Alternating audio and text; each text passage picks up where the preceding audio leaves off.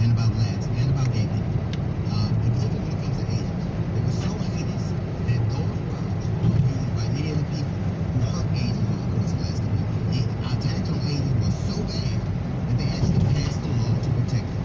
And a lot of them acted on words, not necessarily her words, but on that sentiment. That sentiment. And yet, John Gruden loses his job.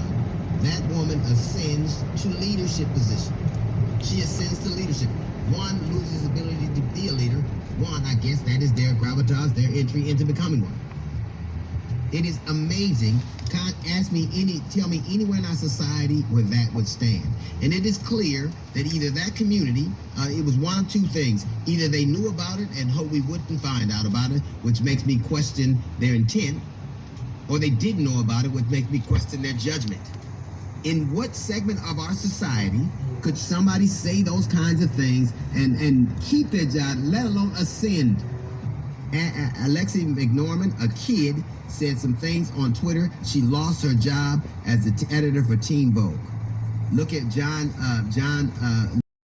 and the things she said that cost her. Look at the jokes that Kevin Hart told that cost him. No one gets to say, I've learned my lesson, I apologize. No one from anywhere gets to do that. And you can't tell me it's the length of time. R. Kelly is not in jail for what he did now. He's in jail for what he did previously. So if you're going to lead a movement that is about holding people accountable, you need to start with your leadership. This wasn't a child. This wasn't some joke. These were the rantings of somebody who meant it. Meant it. You're only as strong as your organization. You're only as strong as your leadership.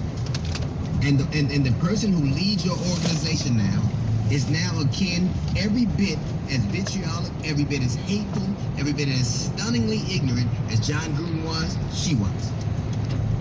No one could say those things and keep their job, let alone become a leader.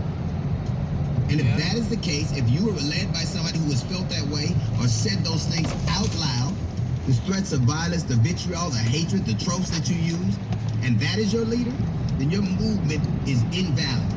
It would be invalid if anybody else do it. You don't get to decide what the rules are just for you. That's not fair. That's special.